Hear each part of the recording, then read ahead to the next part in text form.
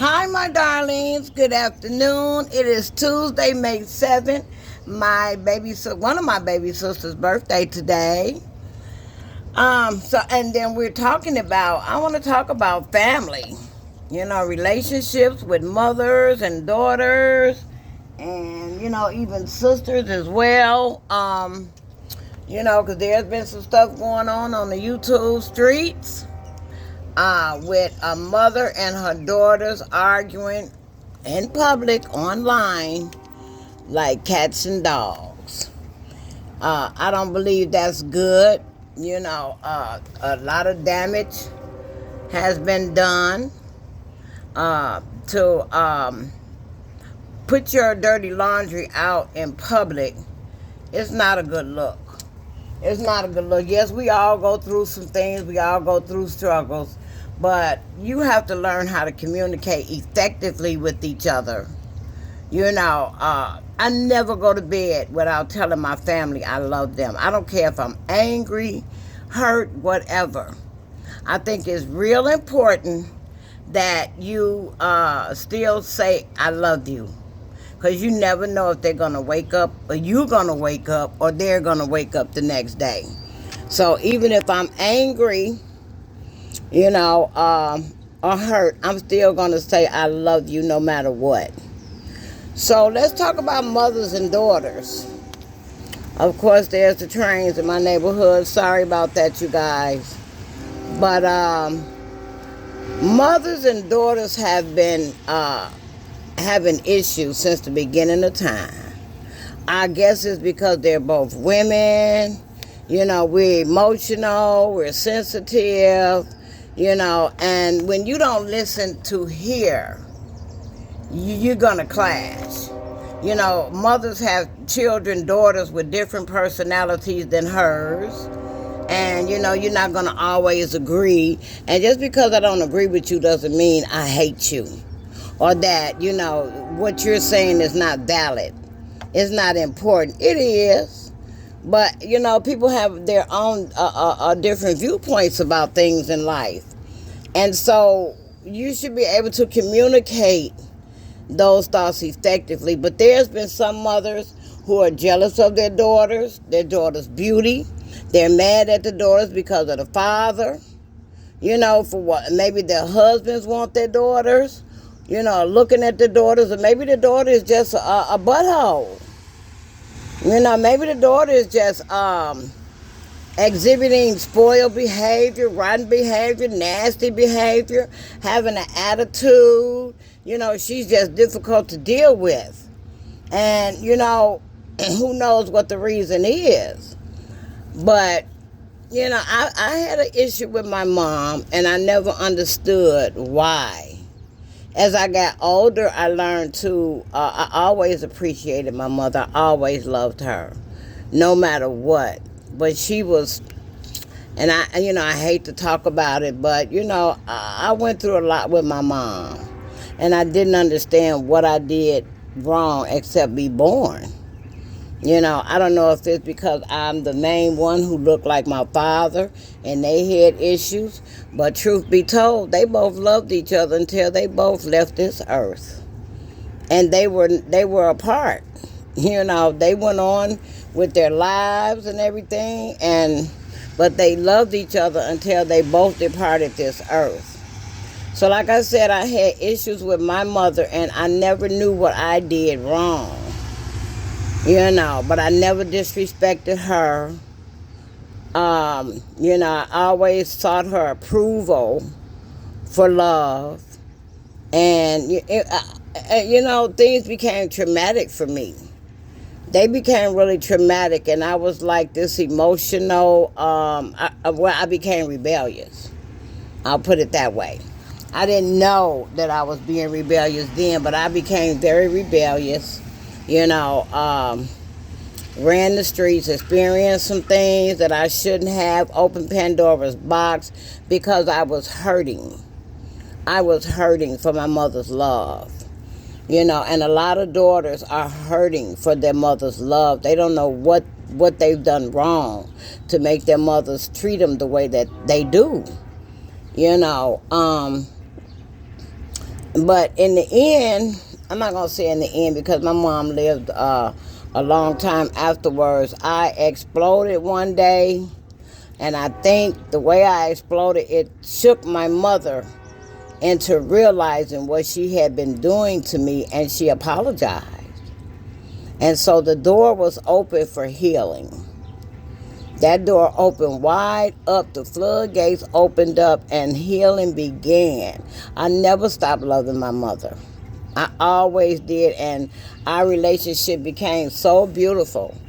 It became like we were friends, best friends, and everything. And I took care of my mother until she passed away. And I still love her to this day. Now, I want to say also that we don't know what our mothers have went through. The older generation, because it wasn't talked about. It wasn't talked about, and we don't know what traumas our mothers experienced with their own mothers. What were they, touched? SA. How were they treated by their own mothers and stuff? So, we just don't know, and we have to, try to find out what drives our mothers to, treat us the way that they do sometimes. There's a lot of mothers out here who maybe haven't went through anything. They had loving parents, loving mothers, loving fathers, and so they grew up and they treated their kids lovingly and with compassion and patience and understanding. And so when you grow up in a dysfunctional, toxic household, that toxicity and that dysfunction is going to spill out into the world. What I went through with my mother, I vowed to never treat my children like that. I only have one daughter. My daughter's disabled, by lupus, and I can count on one hand the arguments that we've had before she got sick. I can count on one hand. I really maybe two fingers, because she's just that sweet. And I learned from what I went through that I wasn't going to do my kids like that. And so I have two boys and one daughter, and we love each other tremendously. The oldest boy, we argue sometimes, but we always come back with the I love you and I'm sorry, I apologize, things like that. It's so important for emotional stability, mental stability, that you let the person, your children, your mother, even your mother, she needs it too. You have to let her know that you love her, that she's worthy to be loved. You don't know, your mother had kids, maybe at an early age, never feeling loved by anybody, except her children. We don't know that. So we are supposed to give the same respect, the same compassion, the same understanding to our mothers, because we don't know what they've gone through. And I always tell my kids, my name is Sabrina before it's Mama. I am a woman before I'm your mother, and I have gone through things that have shaped me. Shaped me into the person that I am today. But I shook it off. I vowed I would not do my kids the way I was brought up. I just couldn't. To hurt something that I gave birth to and that I just loved with everything in me. I couldn't. So anytime a mother spews venom and hate for her daughter, it's a reason behind it, and it may not even be the daughter herself. It's the traumas that she has experienced. And, you're projecting that on to the closest thing to you, and that is your daughter. Your daughter reminds you of something. She triggers you. It's no excuse for it. It's really no excuse for it, because you have to recognize these things in yourself. You have to want to change. You have to want to raise up emotionally, mentally, spiritually, physically healthy adults. And if you're tearing them down, you're berating them, you are mentally abusing them, emotionally abusing them, you're going to turn out some monsters. You're going to turn out some lost souls, some little girls in a grown woman bodies, and they're going to go through this life looking for love, searching for love. My granddaughter has girlfriends right now, and you can tell the ones that are looking for love because they haven't gotten it at home. And it's a generational thing, and it's passed down. But me, I broke the generational curse in my family. I'm the oldest girl, and I vowed I would never do my children a certain way. I've never called my kids stupid.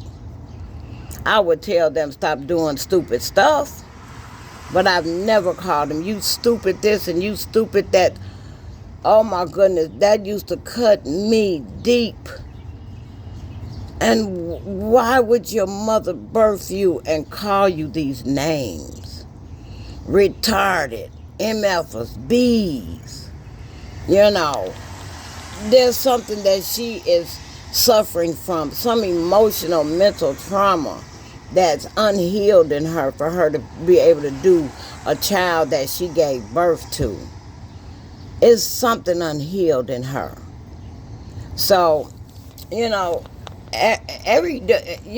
everybody should have patience, understanding, kindness, compassion, love.